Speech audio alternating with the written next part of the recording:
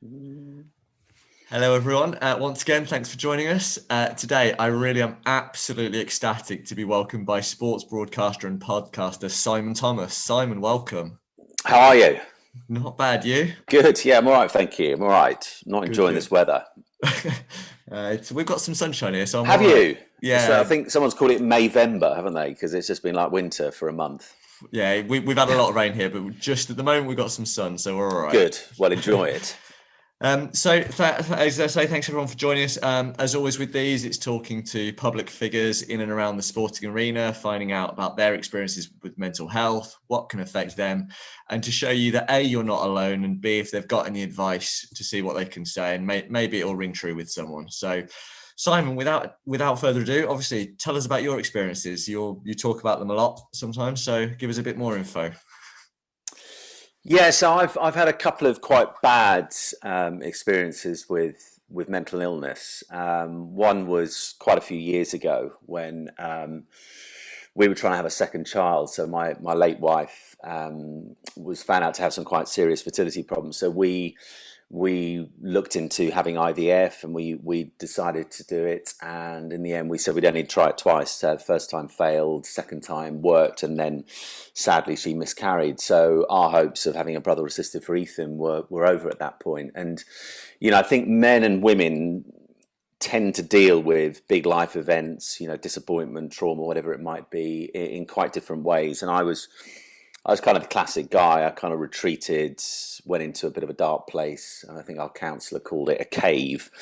And I just sort of slowly began to sort of detach myself from friends and actually some of the closer people around me, and just dealt with a lot of anger issues. This is a really difficult area for anyone watching who's been down the fertility area. It's a really hard path to be on, especially when you're perhaps at that time in life where lots of friends are having babies, and it's a very difficult thing to avoid. Unless you cut yourself off from the world, you will be presented with a bump or a new arrival or a pushchair full of kids or whatever it might be. So, and social media will add to that. People are very open about sharing the good news, less keen to share the bad news. So we're presented with this feeling that everyone around us is cruising this area of life. And so I felt very angry, and I think over time, without really realizing it, I began to sort of descend into a much darker place. And for the first time ever in my life, I found out what depression was, that difficulty getting out of bed, just really struggling with any motivation to talk to people, to do my work. I was working for Sky at the time, covering the Football League, and just finding the motivation to do the prep work that you have to do ahead of every game. I did manage to keep working through that period, which was good. I used to find I was, some people describe it as the black dog. I describe it as kind of black clouds. They were kind of clear as I arrived at work, whatever football ground it was, and then sort of regather as I headed home. And in the end, I decided to go down the counselling route, which I found massively helpful, just being able to unpack a little bit about what was going on, and took some medication as well for a few months. And thankfully, I came out of it. And then 3.5 years ago, inexplicably at the time, I went through something very similar, but this time it came with a really pronounced anxiety, which I'd never gone through before, and that developed then into panic attacks. So at the time, I was doing the Premier League for Sky. It was in my second season on it, and as that season began, every time I tried to work, that really horrible, pronounced sick feeling in your stomach, just dreading work, feeling like I wasn't good enough to do the job I was doing, and just racked with thoughts about everything that could go wrong. And it just became a really deeply unsettling period that then began to develop into panic attacks before every game I went on air for Sky. And so in the end, in kind of late October 2017, I had to come away from work for a while to get myself better. Sky were very, very good at kind of understanding where I was at and helping me through it. So those were the two sort of major episodes in life where I've really been struck down by mental ill health. Yeah, it's interesting. You said something. The anxiety you felt about work, and that kind of sometimes has nothing to do with work. And I had it in a previous job where everything was building up, and like yourself, I was struggling to talk to people, and I just didn't want to. I wanted to sort of close off, but it meant that I really struggled with my job, and I was traveling for my job. So I would travel, I'd get to my destination and I'd be fine. And then coming away from it, it was just, it was like everything hit me, because I'd had this brief moment of, I'm not thinking about it. And then when I Yeah. did, it was awful. So I absolutely relate to that. And I think many people will. I think I wanted to ask you as well, sort of on a day-to-day basis, you've mentioned two massive events there. On a Yeah. day-to-day basis, what can have an effect on you, either positively or negatively, to do with your mental health? It's really interesting because it's about a week ago. I experienced kind of anxiety, not probably at the level of 3.5 years ago, but the first time in quite a long time. A really kind of sick feeling, felt very agitated, and I couldn't really work out why.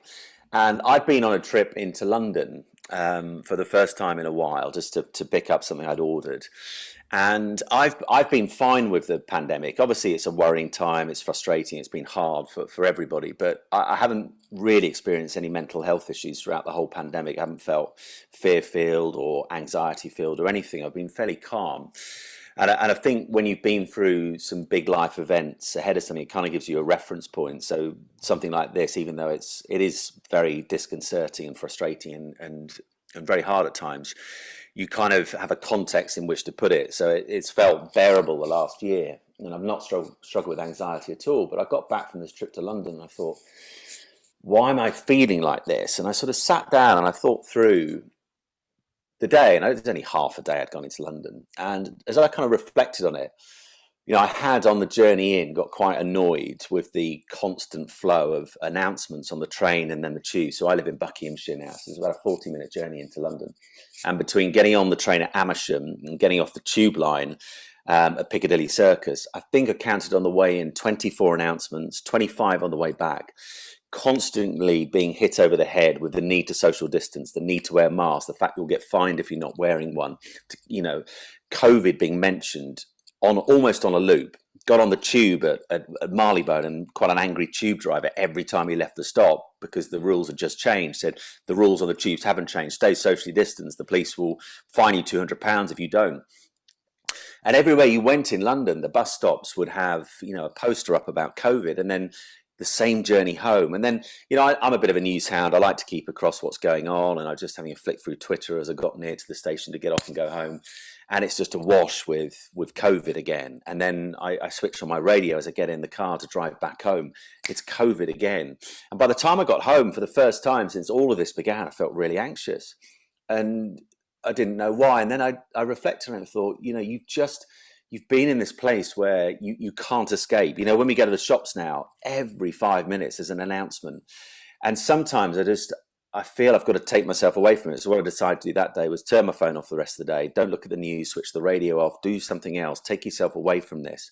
Because I think it does have an impact on everybody, actually, when you're being constantly hit over the head with bad news, and you've got to do this and you've got to do that.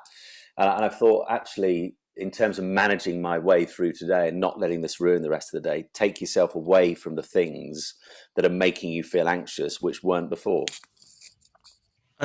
One of the things, so I think a lot of people have struggled with lockdown for various reasons. Either they fundamentally agree with it, and therefore the idea of having to go out puts them into some sort of nervous state, or they don't agree with it. And whatever you're feeling, I think everyone has struggled for one reason or another with this. Yeah. I want to bring it back to something you said earlier.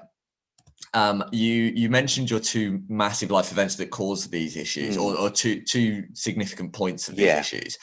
And it was interesting to hear you say one was a definitive trigger, as people say, in terms of obviously going through trying for the second child. Yes. And then the other one was, you said inexplicably, like there wasn't anything that seemed to trigger it. And do you find that happens on a day-to-day basis? Sometimes there is something going, I know exactly why this has happened. And sometimes it can hit you without you actually knowing that it's coming. Yeah, I think it may be a mixture of the two, but actually looking back on that second episode, at the time I would describe the first episode of mental ill health as logical. You could pin it to an event and go, well, I can see how I ended up in the place that I did. And that's something with the counsellor I unpacked. I think in the first few months after that second episode in the autumn of 2017. For quite some time, I couldn't put my finger on why what happened did happen. But actually, over time, I've begun to see a little bit like I did much quicker the other Monday about why I'm suddenly feeling anxious. I think over time, I began to pull the pieces together. It was like putting a jigsaw together and working out what actually had happened. And I think what it was is that, and this actually came out of conversations with other people who do their jobs in a public sphere. So they're either in front of a camera or they're behind a microphone or whatever it might be. And these particular jobs are not difficult. You know, they're not comparable with being a police officer, whoever it might be, or a teacher, but they come with a unique pressure. And that is that you do your job publicly. So you're open to public scrutiny every time you open your mouth. And people are there to make judgments on you, and social media has opened up channels to make very direct judgments at you very, very quickly. Whereas back in the old days, if you wanted to complain about a presenter, you had to get in front of the typewriter and actually physically send a letter in, probably to Points of View on the BBC. Now people have a direct access to you if you choose to be on social media. And what I found with having done the Premier League for Sky, it was very different to doing the Football League, which I'd done for about 5 years before. And I loved doing the Football League, but it doesn't come with the level of scrutiny that the Premier League does. You know, if you open your newspaper on a Monday morning after the weekend's football, if there's a 30-page sports supplement, the first 25 pages will be the Premier League, the last 5 will be a doff of the cap to the Football League. And you noticed as soon as you started doing the Premier League, the pressure, the scrutiny from the bosses at work, because it's still the great subscriber driver for Sky Sports. You've got the scrutiny of the media. Lots more people are watching it than the Football League games. No offence to the Football League clubs. It's just the way of the world, the way the Premier League is. And huge level more comments on Twitter and on your personal account after every game compared to a Football League game. Football League game might be 5 or 6. After a Premier League game, it's 50, 60 comments. And I think all the time I was doing it, I wasn't dealing with the pressure that came with week in, week out of doing those games and being under that increased scrutiny. And I think if you don't recognize what's happening, you don't manage it. And so I always liken it. It's a little bit like I've got a cup of coffee here.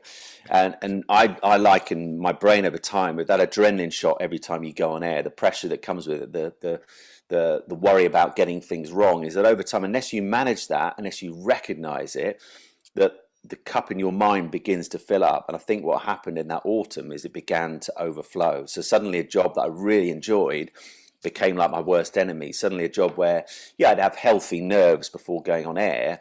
I was having panic attacks. So it was the complete opposite of what was going on before. So I look back on it now, I can go, no, I actually can see why what happened did happen. And actually speaking to other people who work in TV, and I won't say their names because it's not fair on them, but a couple of really, really well-known broadcasters who most people watching this would know if I said their name.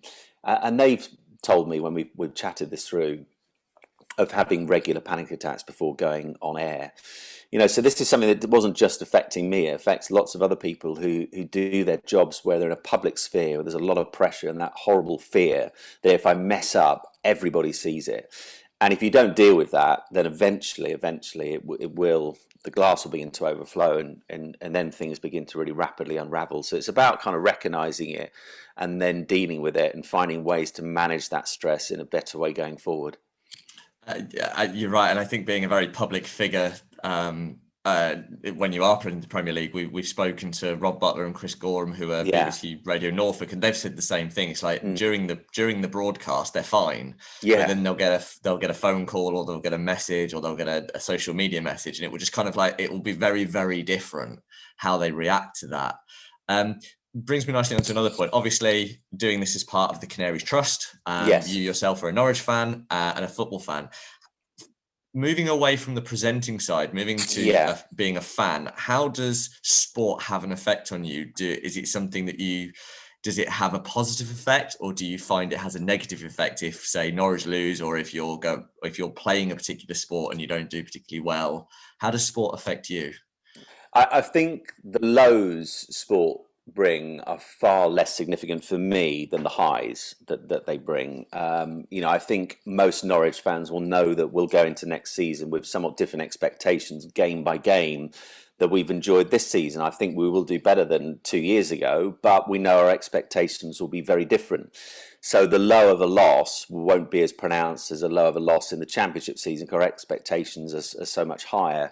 So I don't tend to let it get to me. I think because of everything I've been through in the last 3.5 years, I tend to have a different perspective on things. This really isn't life or death, contrary to what any famous manager may have said in the past. It really isn't. It's important, of course it is. It gives joy to a huge amount of people. It's important for the economy, the local economies and stuff. And of course it's massive. But for me, a loss isn't the end of the world. And if it's another disappointing season in the Premier League, again, it's a huge disappointment, but it's not the end of the world. But the highs sport can give you for me, much more significant than what the lows do to you, because there's nothing quite like sport. I remember really the two things, I think, after what had happened in the autumn of 2017, and my late wife Gemma dies very suddenly amongst everything else that was going on. Sport just didn't matter. Football didn't matter. Even what Norwich were doing, I had a cursory glance every now and again to what they'd done that day. But do you know what? It was that promotion season of 2 years ago, really, where I fell back in love with the game. It was the combination of what England had done in the World Cup and then what Norwich did that season, where I really fell back in love with it. Because to be honest, for quite a while, after everything that happened, I just didn't care. Didn't care about football. It didn't matter anymore. And that's why really I had to step away from Sky, because I thought professionally I cannot sit myself in a studio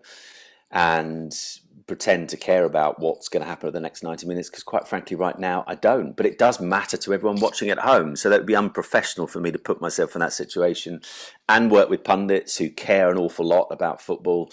And you can't be in there debating a penalty in your head. You're just thinking, to be honest, I couldn't care less whether it's a penalty or not, because I've been through something far worse, and this really is small beer.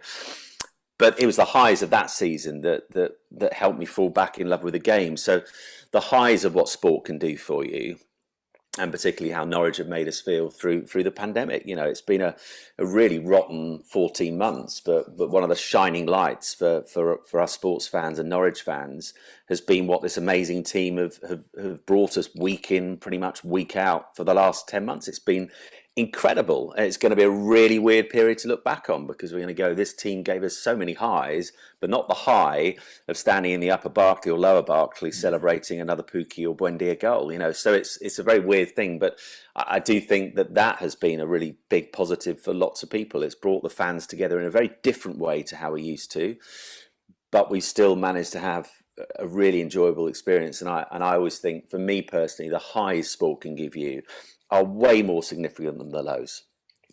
And I think that comes across with most people. It's funny because we're recording this obviously 6 days to the day after Norwich won the playoff final.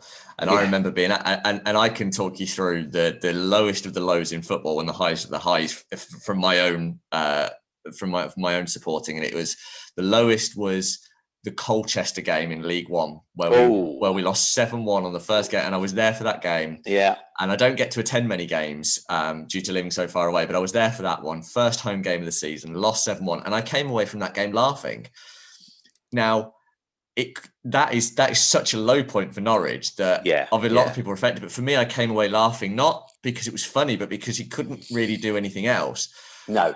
But it didn't really have the effect on me that some people might get from football. Whereas when we won the playoff final, being at Wembley for that, myself and my dad were there, is one of the greatest feelings I'll have as a football fan. There was nothing else like it. I said to my dad, if you could guarantee going up via the playoffs every time you were in the Championship, you'd do that over coming first. But obviously that's not a guarantee.